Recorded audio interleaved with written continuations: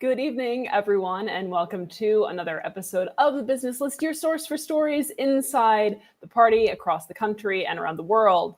We are LP Alliance, an intercaucus coalition, rebuilding the Libertarian Party and revolutionizing the liberty movement. My name is Amanda Griffiths. I'm joined by Jake Porter. I'm joined by Rose Leatherman. I am not joined by Kyle Davis. He's just here. Everyone, how are you? Great. How are you doing? Not terrible. Wonderful. My phone has been dropped from my stand. All right. My phone has been dropped. My phone has been dropped. It's a perfectly valid construction of language. My phone is in the process of being dropped would be the correct usage of it is in the process of having been dropped as well, and will remain so for the rest of its existence. So we do have things to get to.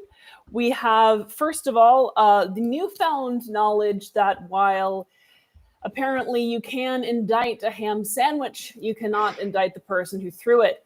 That's right. This week we learned that a grand jury has refused to indict the gentleman who threw a sandwich at a federal agent. This is a man named Sean Dunn. Is that right? I should know things. Sean Dunn, yes, has been charged through criminal misdemeanor because a grand jury would not indict him. And you can celebrate this act with one of two or both of two wonderful new shirts from LP Alliance. Don't bread on me is what we have to say to that. All right. So if anyone's curious why the other one hasn't come up, it's because for some reason Restream doesn't believe the other one exists. I've got an entire product list and that one is broken. Isn't the other one the one that you designed? This is the one I designed, which is why I feel bad about it. Devin designed the other one, yeah. Prosecutors did not convince a grand jury to charge Dunn with a felony. So what does this teach us about America and how much respect we have for our sandwich afflicted law enforcement officers? I honestly think this is just a slippery slope problem. This means that assault sandwiches can be used by anyone. You can just harangue people with your sandwich whenever you want. That's a death to good sandwiches and just huge problems for everybody.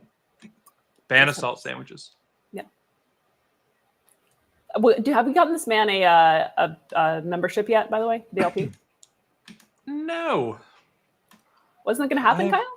That's going to happen. Okay. But, you can call the new job and ask them what the fuck's going on if you'd like. I'll give you their number. To make it a newsworthy news item, it should happen fairly quickly, that's all I'm saying. I would love for it to. Okay. So if you guys would like to see the LPA sponsor this man and to give him a lifetime membership to the LP, we will make sure he signs the pledge. Make sure to donate right here. Clearly what we need is just common sense sandwich control. Yes. No one really needs a sandwich that's longer than 10 inches, and no one really needs more than 3 slices of meat and 2 slices of cheese, right? This is what I've been telling people for ages. No more than 3 toppings either. Yeah, we're not trying to take away anybody's sandwiches. We just need common sense sandwich control. And honestly, you have the right to bear sandwiches, which means undressed with no condiments. So right? It means sandwiches made of bears. The founders did not anticipate 12-inch sub sandwiches. Come on. The founders wrote the Constitution. They never expected such gluttony. Kyle, can he sign the pledge, though? Yeah. See, this is why I think the pledge is read out, because technically, if you think of it, this man was aggressing. No one was doing anything to him personally, and yet he threw a sandwich at someone who probably wasn't even going to try to deport him. So really, I don't know if this man is libertarian material. He might just be too good for us.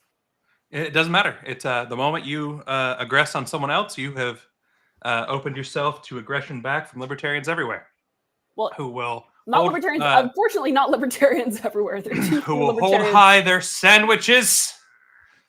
Press against agents of the state, though. The state exists via force and coercion.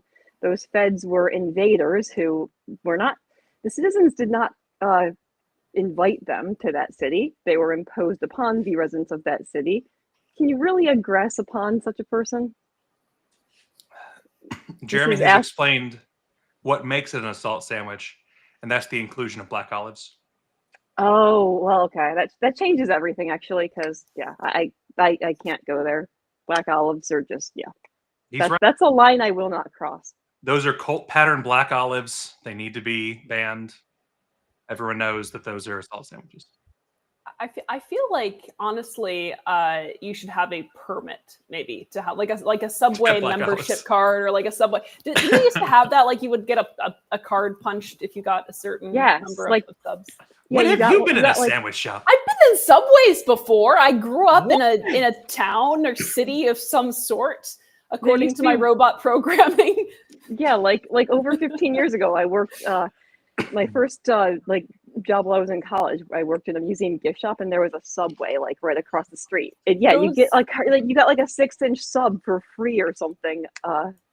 Yeah, after you gotten so many sandwiches, it was awesome. Those people are artists, and so I'm glad that they work in a museum because those are sandwich artists. I have been told based on their name tags. I mean, it was outside the museum, but across from it. But you know, it was in the vicinity of the museum.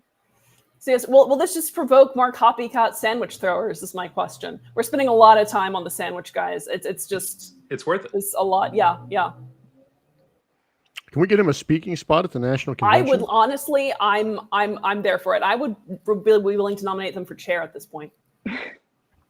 I mean, yeah, it's a low bar, but yeah, Absolutely would.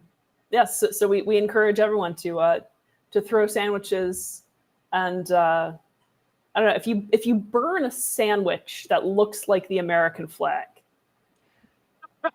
what constitutes an actual American flag? Like, does that have to be made out of a certain type of okay. cloth? Does that have to be So- does that have to have certain measurements? Like, if you burn a piece of paper with the American flag pattern on it, does that count as flag burning? Like, So the Vermin Supreme is testing this out, I think, because Vermin Supreme on his X account has started posting videos of him burning things that look like American flags. And so he's burned an American flag bumper sticker while doing an impression of an electric guitar Star Spangled Banner. Yeah. It's beautiful. Everyone should check that out. I'm not sure where we draw the line in terms of flag burning. We did, by the way, for those who missed it, we had a panel on flag burning as a form of libertarian protest last night for our solidarity stream. Definitely check that out. We had a few new people on there as well, or at least not new, but not regular people, which was great. was one of them a robot by any chance? Well, I am the Yes. robot, so yes. I But am the there's walrus. always at least one robot on most LPA live streams for that reason. But there were two last night, yes. There were two robots. Oh yes. There was a robot person. There was a robot voice, which was me. Yes. So there's a flag burning stream. It was just a stream. We all burn flags. So if you would like an ontological discussion of what is a flag from LPA, let us know. That could be an off. I can absolutely write something for the Torch all about my theses on the properties of flags, what makes a flag a flag. Until then, Donald Trump has signed an executive order that's not unoriginal. we have to what? That's not unoriginal. Right.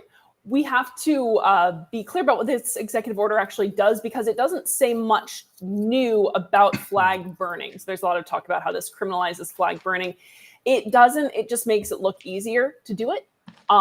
So it's restated basically the grounds under which someone can be prosecuted or penalized, arrested for flag burning.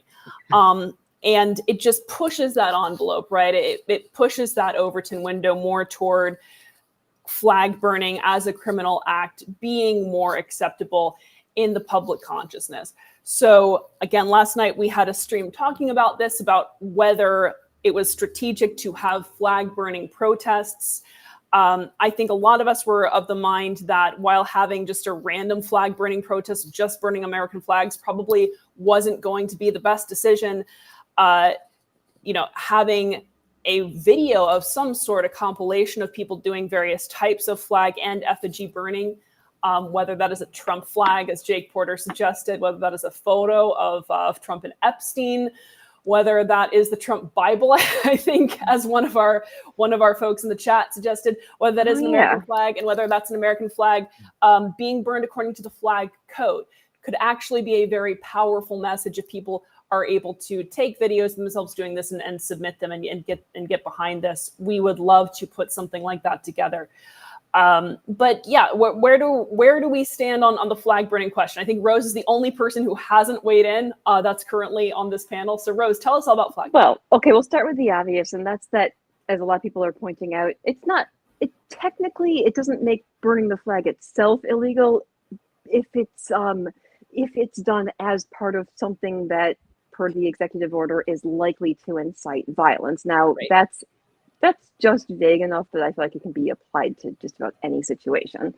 Okay, you can say a lot of things are likely to incite violence if you're out in public expressing a minority opinion. You could, like, anyone could make the argument that, oh, well, that could piss off most of the public and they could retaliate. Therefore, what you're saying is likely to incite violence. Therefore, what you're saying, you should not be allowed to say what you're saying.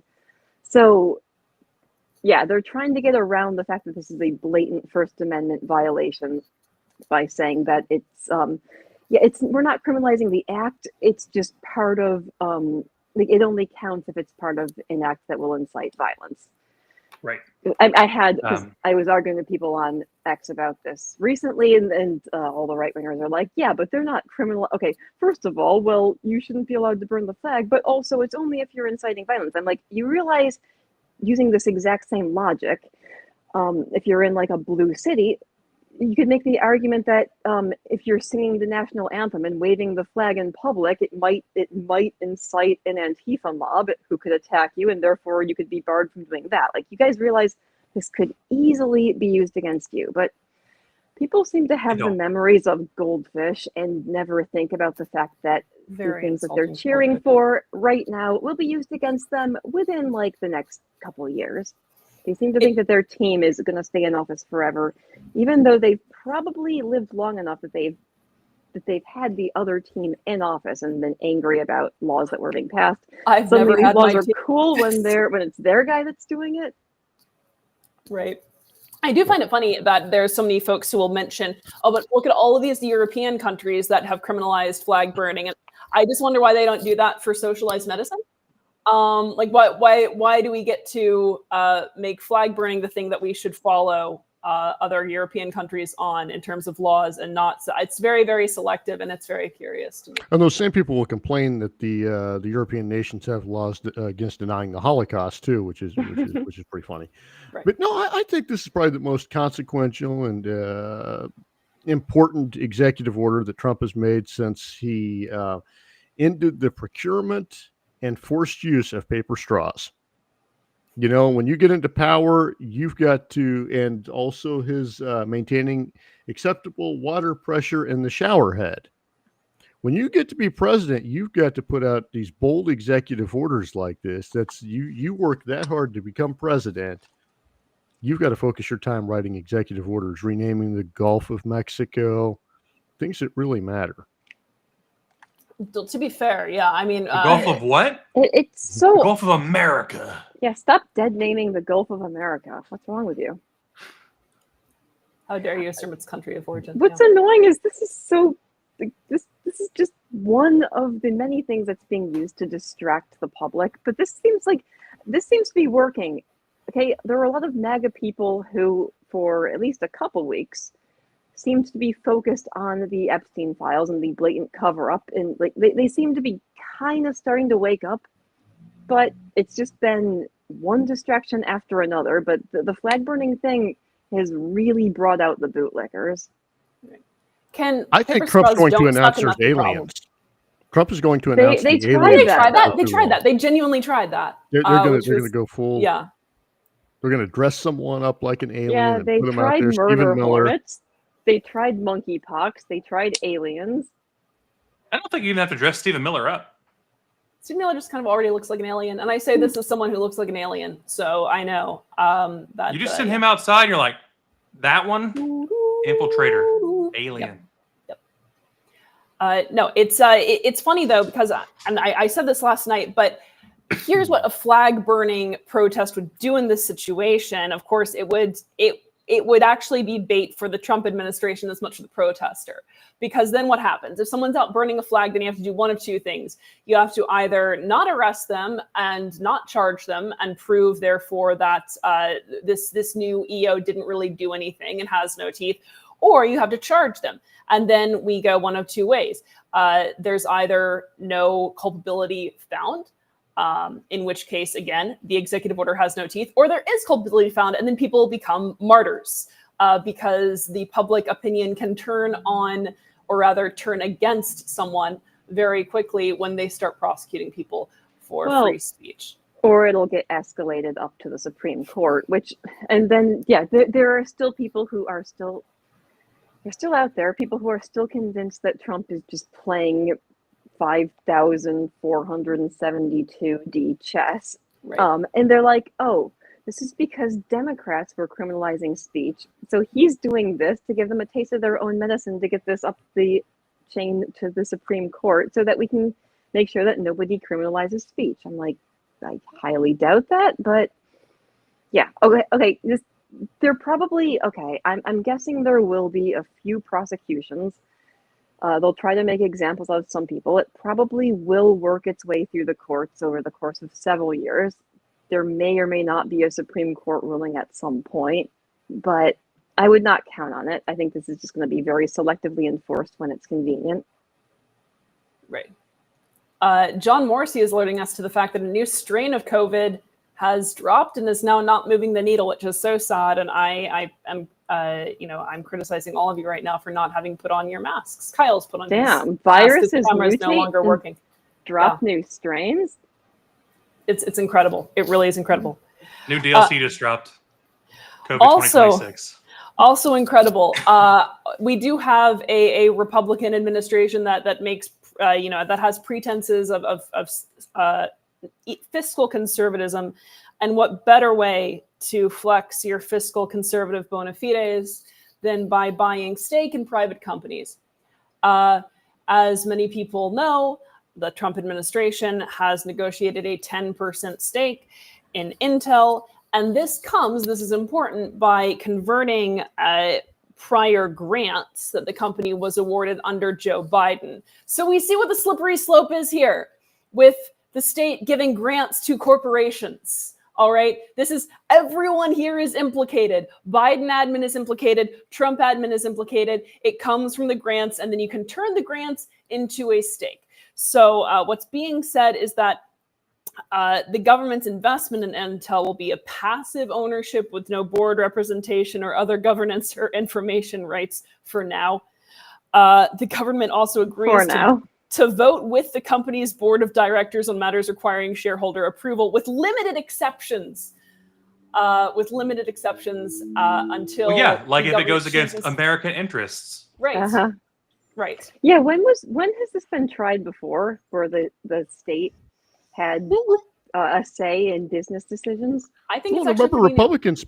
Yeah, remember when Republicans got upset over Solyndra years? How many times we have to hear about Solyndra? How many years do we have to hear about Solyndra, which was not even this? I mean, it was a loan. It was horrible. But it was the Obama administration giving out loans to green energy. Still wrong. This one here, so when the government controls the company, even if they say it's not controlling interest, they can do things to make that stock price go up or down. Right. I mean, I've already viewed large corporations that get directly subsidized by the state and benefit from state regulations as just extensions of the state, but they're being increasingly blatant about it. Now they want to be on the board. Now they want to have a say in business decisions. But this is the issue with grants and subsidies, and people tend to think of them as sort of like a lesser evil, but it breeds exactly this type of problem. It is a federal body that is giving money and giving an advantage to a private organization. That is wrong. That is interference in the marketplace. And really what so much comes down to, Kyle and Tom Queter had an amazing stream last Wednesday about just how much interference and regulation there is between the state and companies when it comes to mobility, to repair, everything. Yeah. And the fact that there are so many limitations on a consumer's ability to make a purchasing choice, or a worker's ability to direct themselves and their labor power, or an entrepreneur's ability to be innovative. It is sickening. The more that you learn about the level of interference that our government has in markets, the more see that this is not a free market, free commerce type of country any longer. And we can look at some of the problems that we have seen, the economic issues that we've seen, the consumer and public distress that we've seen, and we can trace it back to all of this interference and under false auspices of a free market that we really do not have. No, you're not free to just start a business. Okay, you have to make sure that your field doesn't require some sort of permission slip from the state. Your business definitely does, no matter what. Well, yeah, or the businesses that already exist. The competitors have to decide whether they want competition if you're in the medical profession.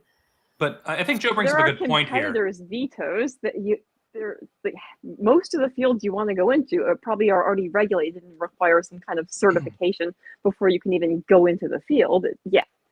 So many barriers to just having a job and making a living. So I think Joe brings up a good point here, in that, we're not burning people anymore, which suggests that people can be flags, and so that has to be discussed on the ontological flag discovery stream. If you're painted American flag colors, like that Fall Out Boy album where the kid's got the American flag face, can he be burned? I don't know. See flag? See, it's important. Like, would that be like in addition to the murder charge, would there be like the flag burning and would there be minimum 1 year for that kid's murder? Here's the thing, flag burning enhancer added onto it. Going back to the MAGA socialism, I don't think these people read, and here's why I say that. Can they read? But I'm routinely surprised by how little people read, because this is textbook, like, we will destroy the institutions slowly from within, right? And this is part of one of China's big plans, right? I mean, they'll release their 20-year plan, their 30-year plan, all of this, and so much of it is just, okay, sell various ways of conducting government operations to Western states, and watch the Western states become ideologically vapid. And this is textbook the way to tear down, and ostensibly, and I know it hasn't been a free market country for a while, but an increasingly less and less free market country, this is how you do it, is you just make it seem somewhat capital, and it is old school capitalisty. You make it sound lucrative for the government to take an ownership stake in corporations. You're in the same place. You're in exactly the same place. Someone was commenting that what Trump has done really is more like mercantilism, which I agree with, which is not better. That's not better. That's worse. Sorry, go. Go ahead, Jake. Oh, I was just going to say his entire policies are mercantilist. And, if you look at Intel in the 1980s had a crisis.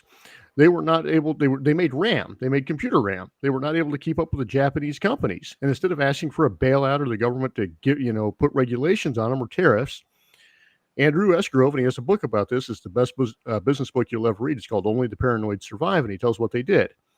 Their business is collapsing.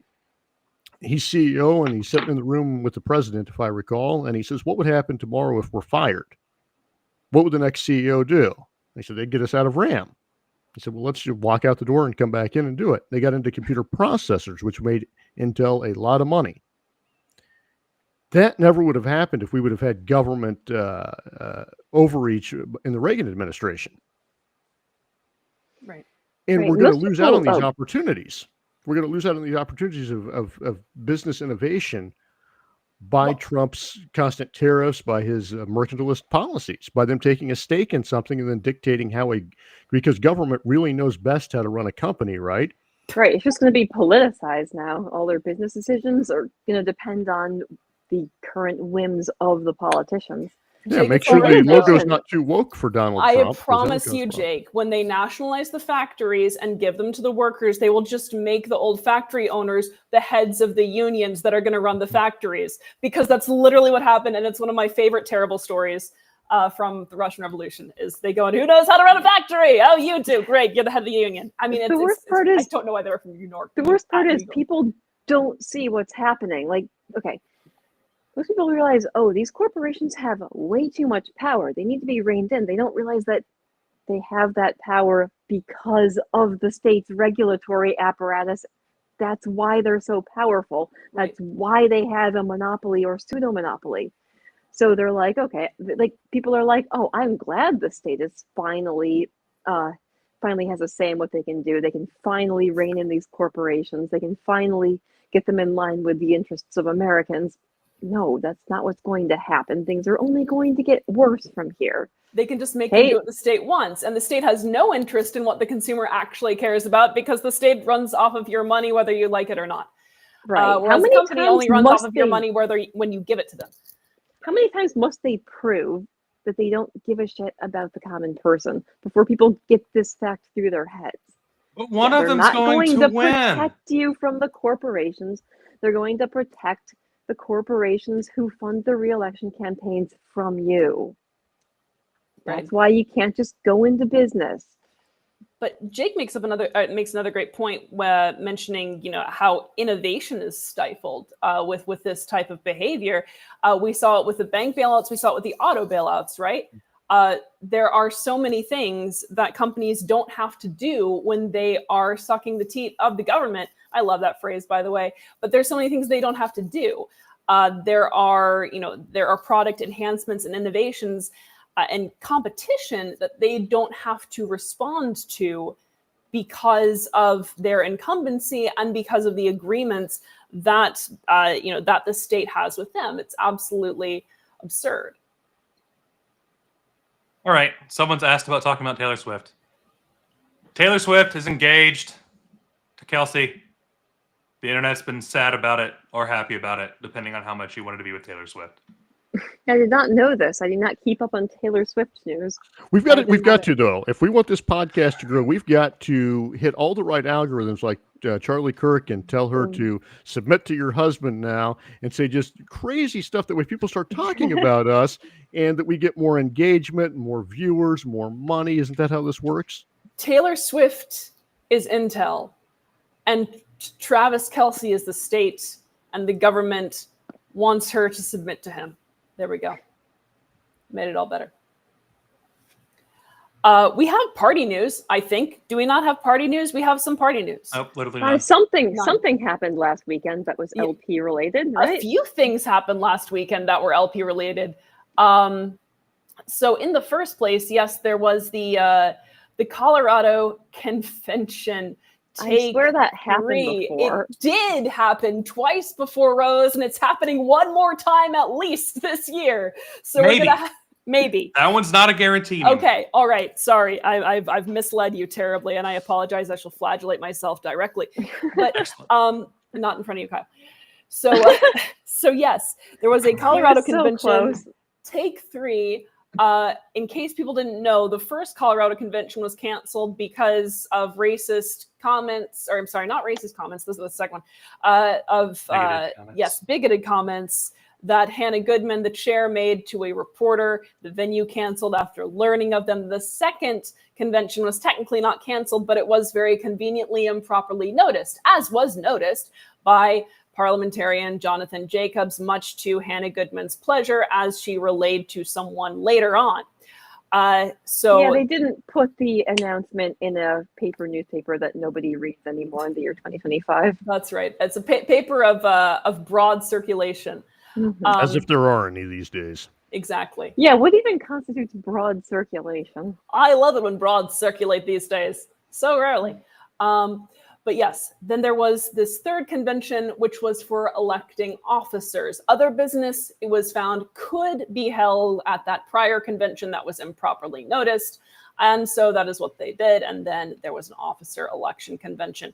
No one opposed to, no one who is not allied, essentially, was even present because of Hannah Goodman and James Wiley and co.'s attempt to declare this convention completely invalid. They did not even turn up. So everyone on the newly elected slate is in opposition to Goodman and Wiley and in favor of the LP and supported by the Alliance. But there are more challenges to come, I'm sure, with Colorado, although the tweets have already changed. The social media has taken a lovely turn, and they're Things no are longer looking good. Yes. So we'll see if we have another Michigan situation where you have technically two entities both claiming to be the Colorado LP affiliate. This has never happened in the LP before. Oregon doesn't exist. So that was my next question: is where do we go from here? Well, these guys were legitimately elected, as far as we can tell. So that part's with the Secretary of State. But we will find out shortly what the Secretary of State says. Yeah. So that the results have already been submitted to the Secretary of State. If the Secretary of State validates them, then there is a much clearer cut case. What precisely is the case that Goodman and Wiley have at this point that the convention is not valid, just that they don't like it? And they were reading an old calendar, I'm sure. That's the problem with these damn calendars. Do you have an issue with the calendars? Things. Yeah, you get the wall calendar and you flip it over and you try to use it again the next year. The calendar was improperly noticed. The excuse that Jim Wiley told us on this podcast, and you can go back and watch the video, is that they are grossly negligent. No. But what was the excuse? Or I'm sorry, right? Because why this one doesn't count? Yes. Why does this one not count? Yes. So the bylaws were written based on the Colorado laws. Mm-hmm. The Colorado law says that for any convention with elections of officers, it must be noticed at least 15 days, if I remember right. Don't quote me on that one. In advance. But they already used improper notice last time. They can't use it like three times. You can't use it in a twice. row. No. Apparently they you can't double up. If you're grossly negligent. You can't double dip on improper notice. So. And they're just banking on the fact that no one can change their state bylaws. Elect to me say, at this if you convention. improperly notice a convention, you're out because clearly you're incompetent. Oh my God. We literally have the executive director admitting that he, Hannah, and the rest are grossly negligent, which is wild. That should be enough for anyone to be like, gotta step down. Sorry, I'm grossly negligent. But nope. Right. Like that needs to be in the bylaws. If you are an elected officer and you improperly notice a convention, you are clearly not competent to do the job and should be subject to recall. Like it should be an automatic recall vote. It's not okay. That would not work if the entire party is captured, but it would at least be some kind of check against this kind of blatantly deliberate bullshit. Mm-hmm. JJ is correct in that the bylaws require notice. Those bylaws came from the. Yeah, he's technically correct as usual, which is the most obnoxious type of correct. There are plenty of ways to argue that JJ is obnoxious, but arguing that he's not a very qualified parliamentarian would be insanity. So I'm not going that direction for sure. The question is, and as we've had other parliamentarians on who talk about it, if, based on the way it's worded, that applies to any statewide convention or only to the election itself. And so that part is ambiguous in multiple parliamentarians' opinions, which is why this is a question in the first place. And so typically when something is ambiguous, it's up to the members to interpret their bylaws. As such, the members who had chosen to come to this convention already, who had to pay to be there and be in hotels and make travel because it was an intentionally very poor location right beside the chair in the middle of nowhere by Nebraska. Couldn't possibly, clearly by mistake, right? Everyone knows that the centroid of a rectangle is a corner. Well, the members showed up. They said that it is only for the election of officers. So they did a continuing convention and properly noticed in newspapers, etc., that convention is the one to actually elect officers. There's a whole lot of questions here, as we've talked about many times. I'm certainly not going to sit here and argue parliamentarian rules with JJ. I am not a parliamentarian, don't pretend to be one. On the other hand, we've had Richard Brown on here, and I do put Richard Brown at the same point as JJ, and they're on different sides of the issue. I would put him above, honestly. You can rank people however you want. I personally I've had have a lot of conversations in the Facebook groups with Richard Brown, and yeah, he seems to actually know what he's talking about and isn't a slime ball. So, ouch. I personally respect JJ as far as his parliamentarian abilities very, very highly, but that's up to everybody. I mean, in the same way you'd respect an ambulance chasing lawyer, I suppose. I like this. I like this a lot. Yeah, I mean, you can respect their abilities while also I saying, hey, you're a piece of shit. I actually put ambulance chasing lawyers above most parliamentarians I've ever encountered. After being on the Libertarian Party, if you've been around the Libertarian Party for, Kyle, you have for 20 years, you get tired of all the Roberts rules. Whenever I served on the committee, you'd have people like, oh, but it's page 763 in my most up-to-date copy, and they'd get it out there and make some argument. We'd be arguing over the stupidest points.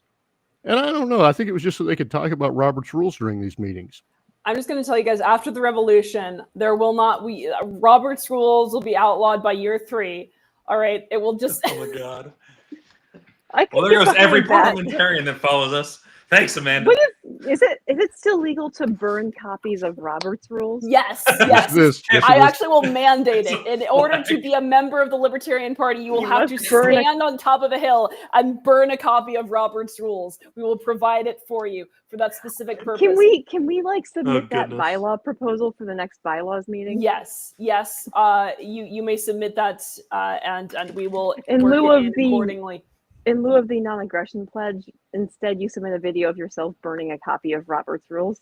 Yes, and that video will be verified by a team of professionals who are all trained in hating Robert's Rules of Order, newly revised into ashes, and it will be beautiful. We have the Hawaii convention coming up as well. I don't know if Doug's saying love that to our suggestion, but I'm gonna say that he is, and I agree with you, Doug. It's a popular suggestion. I think with most people who've had the torture of serving on a committee in the Libertarian Party when we could just use the Democratic rules or something much simpler. Joe, I've got good news for you. I have good news for you, my fellow man. You won't be living in Amandastan. All right. Oh God. Oh. Yeah, you all heard it here first as Amanda threatened Joe's life and will be headed straight to prison. People will be lined up against the wall within a day, mark my words. A day? 28 minutes.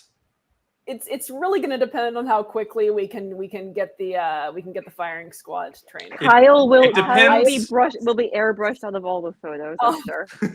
It depends on how quickly Amanda can successfully heat her broccoli so that she can watch the murders happen. Now, Kane says that Ronar is a tool, and yes, it is, but the same way nuclear energy is a tool, I wouldn't put it in the hands of the Libertarian National Committee. Right. It's just too dangerous. So while it may be a tool, while it may have its uses, I just don't trust him with that sort of tool. The founding fathers did not anticipate Robert's Rules of Order, and so Amanda Robert's orders rules. Joe to the gulag. John Morrissey knows what's happening. John does that. John, would you, John, call me? Send me your resume. I'll figure something out here. We have the Hawaii convention coming up too in 2 days, and that is that's going to be a bit of a journey. Do we want to discuss Hawaii? Do we want to discuss the chair of Hawaii being censured potentially by the? All right. Do we want to discuss the fact that everything is a psyop and we're all feds? Should we just come clean about this fact? We might. I think everyone in this story is bad. Yeah, but go on. We're in this story. Yeah. Sad.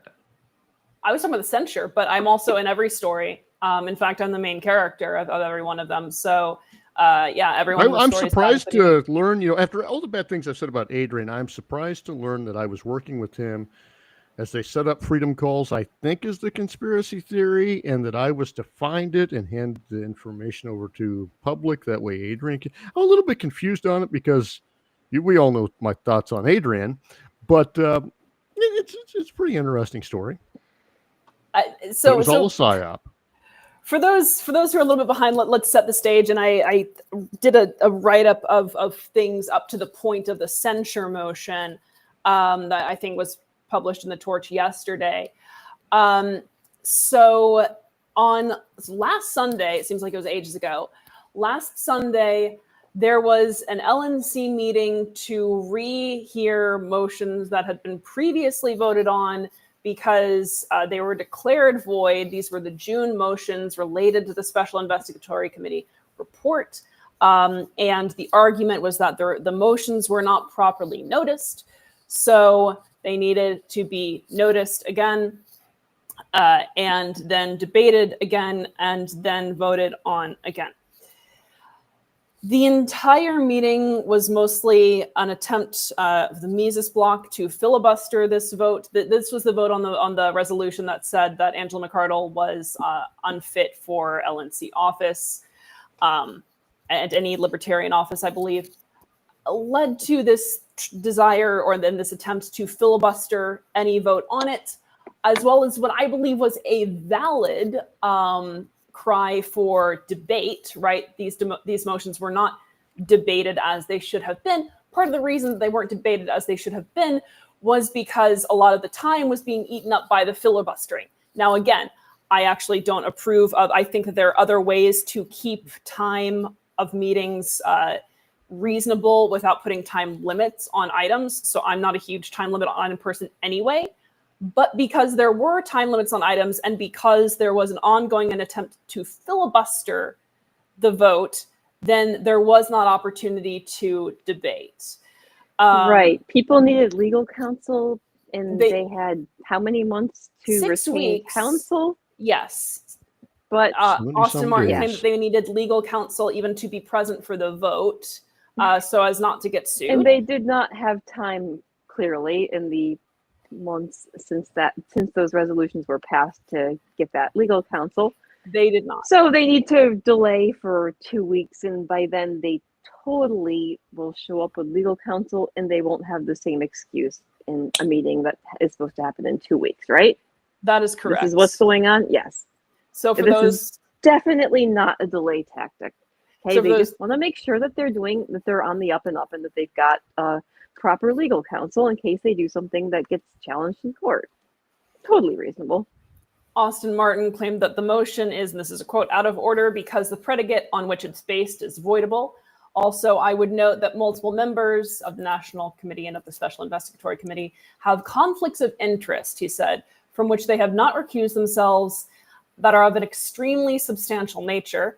So if taken on their face, Martin's concerns deal with his and others' allegations that the authors of the Special Investigatory Committee report had been involved in the transactions investigated therein, incentivizing them to heap outsized blame on the report's target, disgraced former chair Angela McArdle, in order to deflect suspicion from themselves. So Martin elaborated that making your fact witnesses the judge, jury, and executioner is a conflict of interest. These are conflict of interests for which we need legal opinions. We should have the time to make sure we're not walking into a trap. Mike Judge already did this episode, Beavis and Butthead, one of the new ones. There's an episode where they're on the jury and the juror's asking him, so you think they committed the crime? Well, yes, those were cool. So they're guilty. Well, ma'am, that's just your opinion.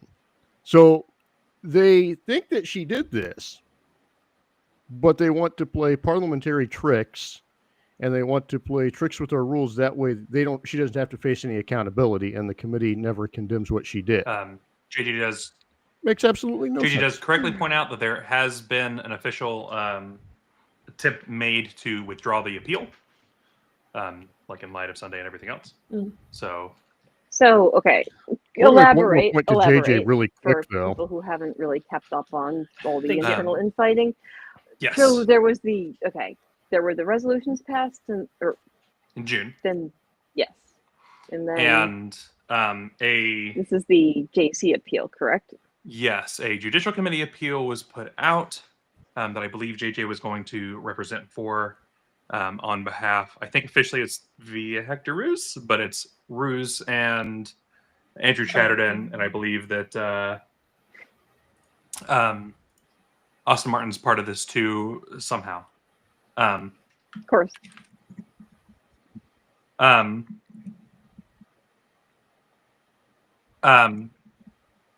So the chair ruled that while it was in order, just to make everybody happy, they'd go ahead and do this last Sunday again and redo everything.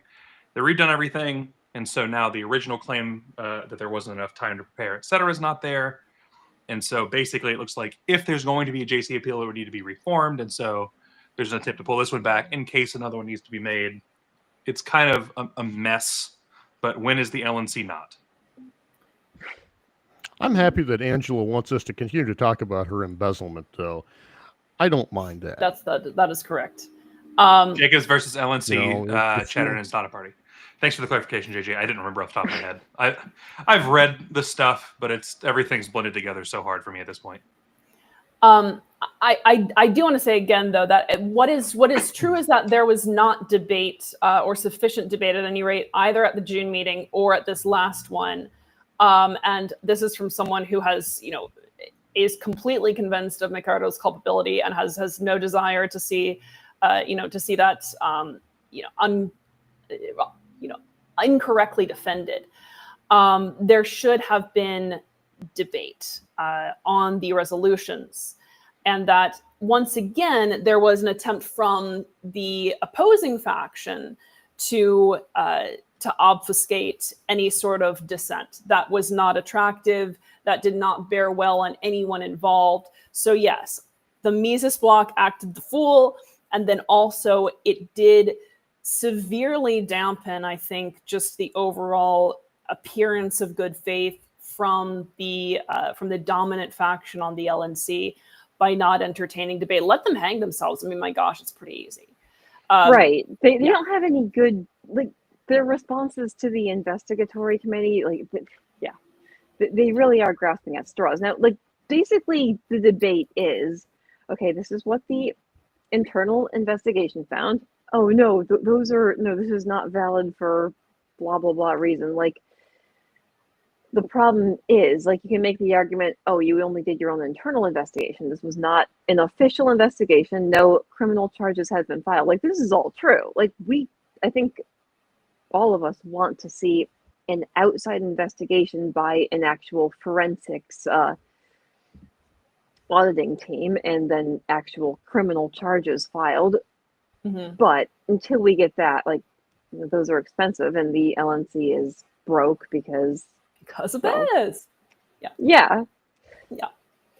And as sorry, go on. But yeah, it would be nice if we had professionals do a professional audit, give us the results, and then it would be a lot harder to argue, oh, this is just biased. It was carried out by people who must have had a vendetta.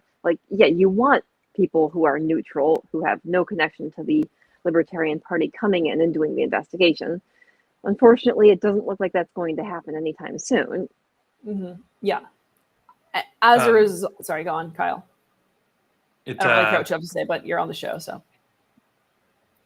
Jay just pointed out that he thinks there are problems with the SIC report. I don't necessarily disagree with that. I think there may be more to it. There may be more people who are implicated. So I'd like to see an outside investigation too. Right. But it's I don't think it was long enough. Argue with I think they're hard to argue with the findings with regard to the chair. What I want to know is whether there were more people who knew more than they're letting on, or had played more of a role than they're letting on. I had way too much time to read that report. It took me 4.5 hours to read it out loud with funny voices. There's way too much time that I had to read it. I think that was a big problem. Sorry, Jake, go on. I find it kind of odd, though, that people are more concerned about the investigation report, that there might be something that might not be a problem with it, than they are about actual embezzlement from the party. I mean, isn't that something we should get a little bit Well, upset about? I don't clearly, know. Maybe not. clearly, I think we have to be more concerned that the T's were crossed on the investigatory report rather than about actual embezzlement. And JJ also, I hate to go back to this, but he made a comment that the Robert's Rules, that one of the founding fathers wrote the original version of it or something. But the founding fathers also did some other things Thank that you. weren't quite right. So maybe we shouldn't trust their moral judgment on Robert's Rules of Absolute Order. reactionary conservatism. Oh, but they wrote the Roberts. I don't care. I know. I'm I having right. fun. understand. I'm Clearly, not. there was some kind of Fed psyop to infiltrate the party and turn it into a subsidiary of the duopoly, where it's completely neutered and is not a platform where actual radical ideas can be spread. This is true. Yeah. And if I were a Yeah. Fed, the first thing that I would do to make it that sort of party is I would make Robert's Rules the prevailing parliamentary authority. Yeah, And then I because would. clearly the feds are so worried about the party that they decided to turn it, or yeah, they were threatened by a chair who wanted to turn it into a subsidiary of one of the major parties, because that's definitely what a Fed would not want to happen, as opposed to what a Fed would want to happen. I think Ken, best for our org is a dartboard. Yeah, I think best for our org is an effigy that burns it and then reconstitutes it based on the members' will from the ashes. And I say that without losing ballot access. I think we could just pick a dictator libertarian out of the database of libertarians, and we'd probably get better results than we have with the ONC. Exactly. Ronner is a psyop created by the feds, and Ken is part of that, so no one listened to him on this particular issue. I will tell you when you can listen to Ken. You can trust me. As a result of Austin Martin's, I think, wounding of the egos of certain individuals on the LNC, Chair Stephen Nikela published to the public party business list a motion to censure the Region 1 alternate and Hawaii chair. Amanda, don't you mean censor? Or is that some other word? No, there are actually these two different words, censure versus What? censor. Right now I'm figuring out whether to censor my reading of this or whether it's short enough for me to go on. Whereas LNC policy manual citations prohibits LNC members from disparaging the LNC, which by the way should not be a thing, or the party, and two, that should be a thing, and two, engaging in ad hominem or otherwise indecorous attacks against fellow board members in any official or public communication. Whereas Mr. Martin made public posts on the social media platform X stating, "This is straight up fraud," with a special investigatory committee report adopted by the LNC, and posted a comparison of the LNC's actions to deep state tactics in direct violation of these provisions. Whereas Mr. Martin has since sent written communications to the full board alleging collusion, fraud, deception, and morally wrong conduct by LNC members, further violating the policy manual, breaching his fiduciary duty. Whereas Mr. Martin was given a written directive by the chair to remove the offending post, which reminds me a little bit of "you will not usurp the will of the LNC." Submit any supporting evidence internally and refrain from further public commentary pending review, and has refused to comply. This goes on and on and on. Resolved that the Libertarian National Committee hereby censures Mr. Martin for conduct in violation of the LNC policy manual, breach of fiduciary duty, and refusal to comply with the chair's directive, and usurpation of the will of the LNC. I added that last part in, but not really, because Angela McArdle wrote it first. Some things never change. Resolved that this censure serves as a formal and public expression of the board's disapproval of Mr. Martin's conduct, and that further similar conduct may result in the initiation of an investigative committee to consider additional disciplinary action. I will read one bit of Mr. Martin's response, which was, "I'm sure the members will also be wondering why my mildly stated criticism coming. against obvious misconduct from the leadership of the LNC is so much more important than LP&H, but I suspect they won't be wondering for long." By this, Martin is apparently referring to the National Aloha. Committees. Don't forget Exactly. Mahalo and aloha, referring to the National Committee's rather obsequious silence, including further repeated refusals to entertain debate regarding the Libertarian Party of New Hampshire's reactionary and wanton malice toward libertarian ideology, the party platform, and statement of principles. However, they have not disparaged the chair of the LNC. So yes, this censure motion. Well, look, I cannot think of a particular thing on which I agree much with Austin Martin as it pertains to his, many things. But I don't think Austin. I don't think that anything that he did or said rises to conduct worthy of censure, because what he did was basically criticize the LNC in a very blatant manner. And I think that should always be on the table, because when it isn't, things get much worse. And people Right, don't they wanna need to be able to engage. call each other out. And it's also, it does feel very selective about who is allowed to criticize other members of the LNC versus who gets censored when they do so. The I have only to thing from my perspective there is that, assuming that Meredith's response was correct, which I have no reason not to believe on this, if Austin shared something that was from executive session, given the things that are signed and agreed upon for executive session, then he would be breaking basically a contract. There's There a are some fraud things- issue there. There So are a plenty censure of things, fits. though, that are put in executive session that do not need to be in executive session. That's true. And we've seen that. Right. Sure. It can easily just be a cover. I'm not saying there's no place for executive session, but there's been a lot of things that this LNC has moved to executive session that did not need to be put there. Yeah, I'm going to agree with Meredith, though, that the calling Yeah, it fraudulent is wrong and toxic to a board. I mean, whenever I make accusations, I make sure that I have evidence backing it up. I don't put just out random screenshots and say, "See, look what I found." But About see, things so that were funny. absolutely not The even screenshot- relevant. It the made really. him look screenshot was so like- much worse. I love it. The Like, let screenshot them was like hate an hell. Oh obvious yeah, I joke. don't Yes. disagree with that. But at the same time, I mean, I can get where people would be very frustrated if you're on the board and you're being accused of fraudulent activity and claim that you've got all kinds of conflicts of interest. Just because people on the board are going Look. to benefit from Yeah, the there removal of needs to someone. be- That's There needs to be like evidence that this was fraudulent and that people had. I mean, I don't know what more ulterior evidence you need, Rose. Uh, Meredith openly Meredith's own admitted that she Yeah. is freedom calls. This is And- true. Again, for those, Yeah, Angela no, says go she's on, also, buddy. I believe, her personal attorney too, right? for those who are not following, goodness. Meredith had sarcastically posted that she was freedom calls, and that she set up this entire thing. Austin Martin took a screenshot of it and posted it. And honestly, I think it was the best thing that Austin could have done against his case, because it was so clearly sarcastic, and he took it in such direct earnest. Because yes, people blatantly admit when they're working with the deep state to frame somebody. But Yes, that's here's- definitely something that happens, right? in an all LNC forum. My thing is that, so yes, obviously he should present evidence if he thinks that there's evidence. That's not what the majority of the censure was spent on, though. It was mostly just, you said mean things and you made disparaging comments, and that can so easily be weaponized. And I like disparaging comments personally. Kyle sucks. And I think disparaging comments are healthy for people. We're gonna have a censure vote for Amanda. I No. would like to have a censor vote for Kyle. The LNC is in a bad place though, because as But- you I could rightly get point out, behind they that can't one remove too. her. So Sorry, what are you saying, Jake?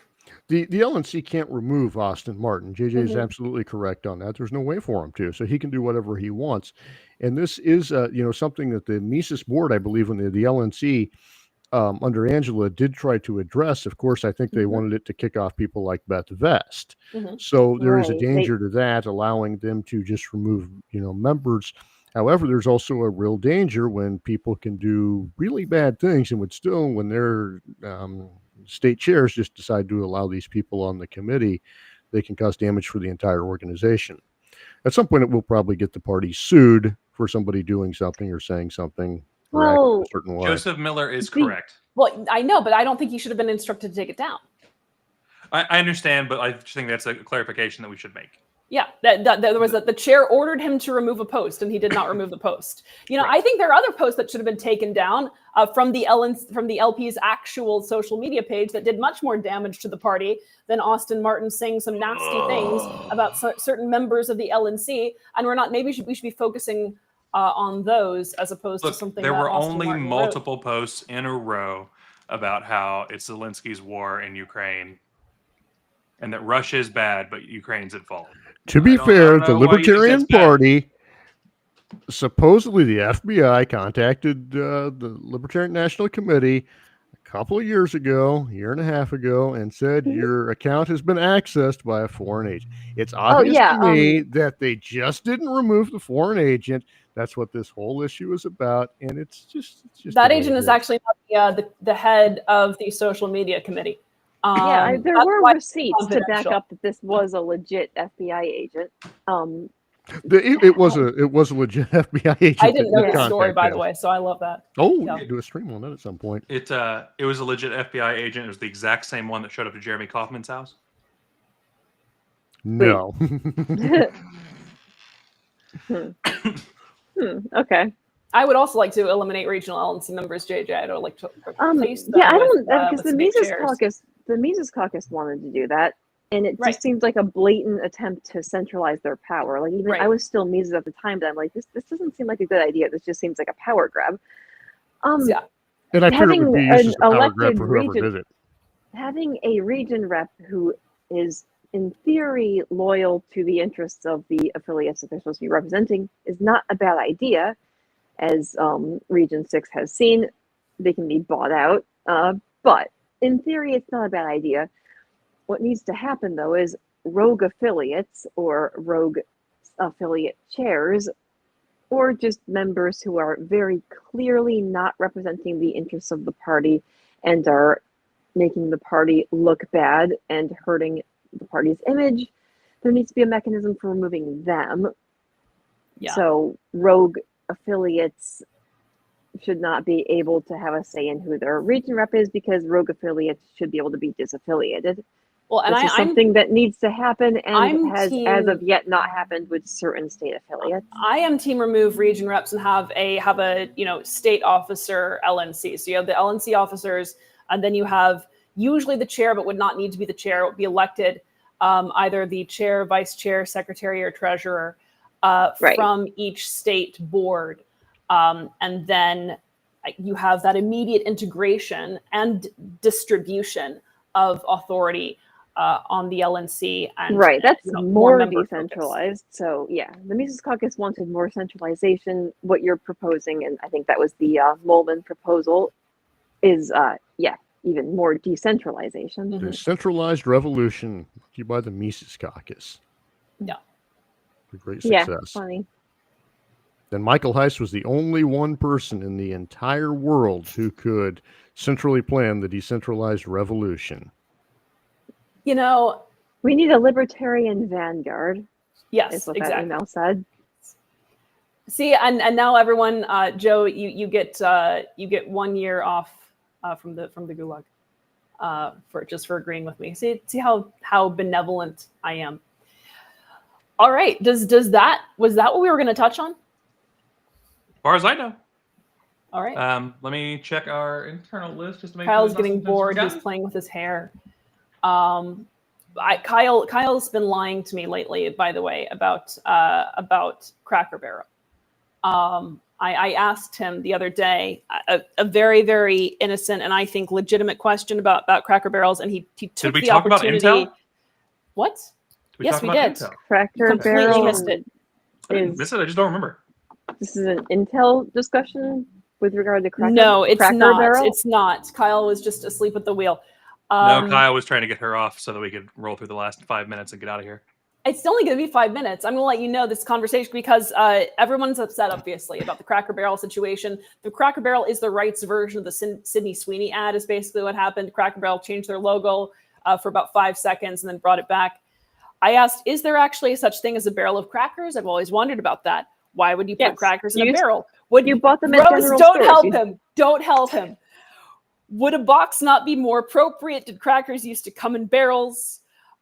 would you not use a barrel for something more sensible like monkeys? And Kyle wrote back that these were things, that they were like old-timey water coolers, which is absolutely absurd to me because crackers and water are completely different things.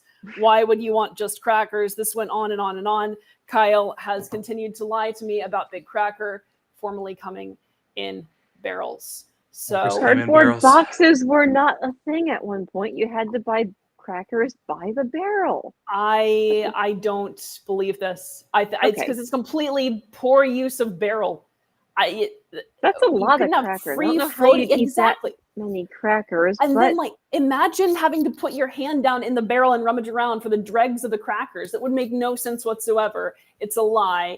And I don't know who's promulgating it, but I wish they'd stop.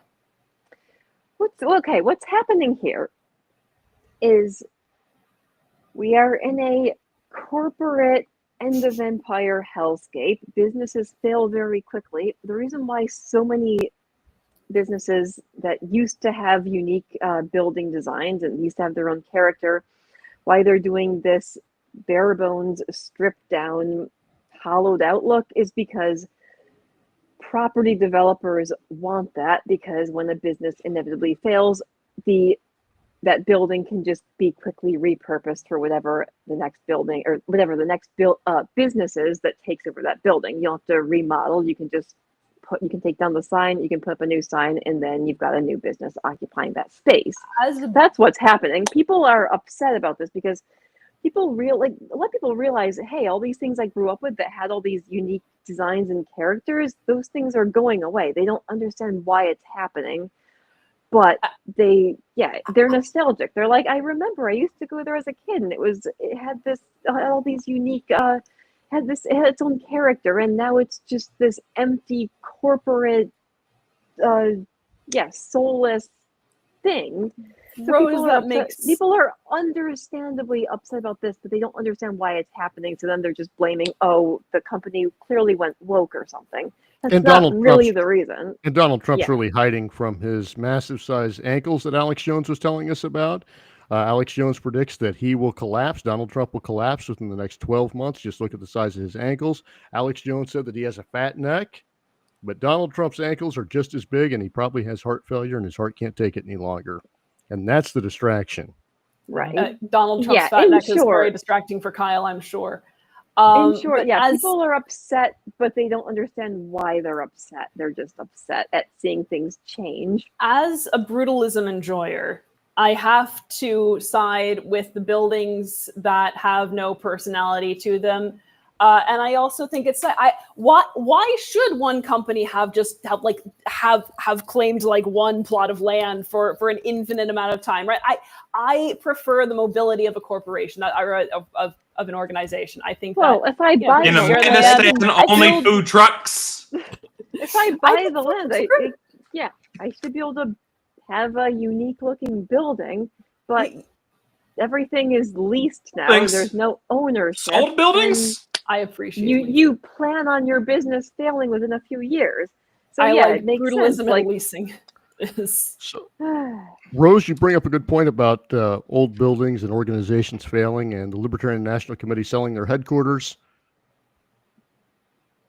Did that have a unique look though, or was it easy to just flip the building to? Yeah, it was shaped like an eagle coming out of a torch.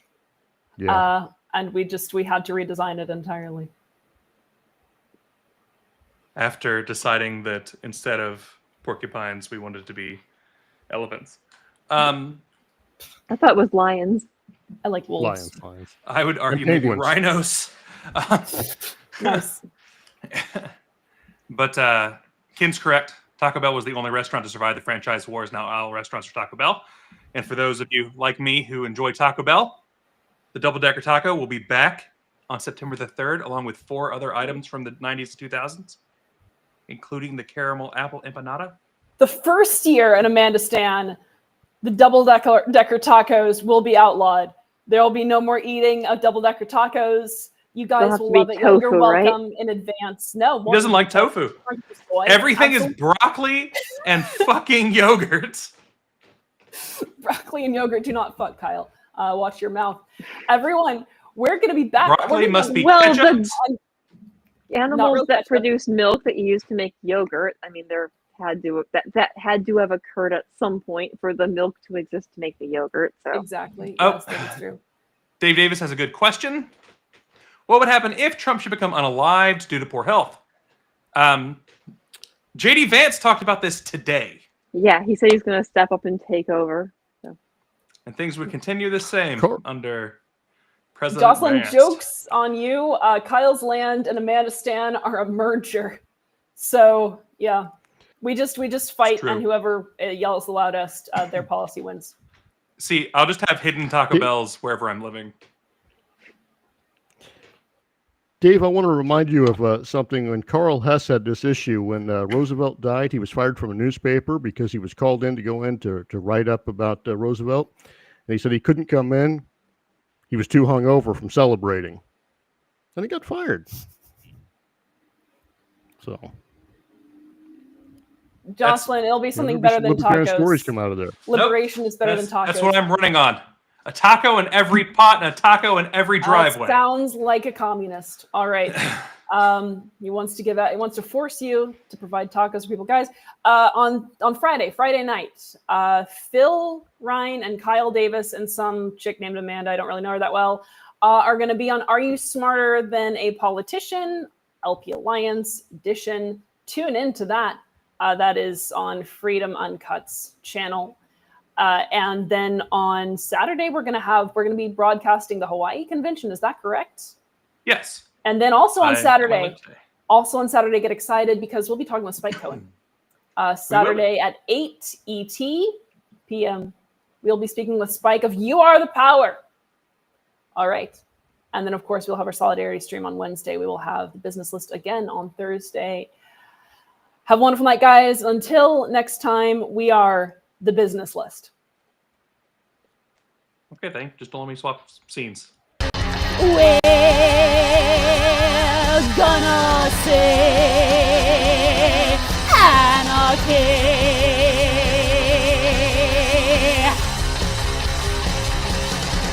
And we're gonna say anarchy. Full transparency. Now I wanna see anarchists on the business list. Destroy!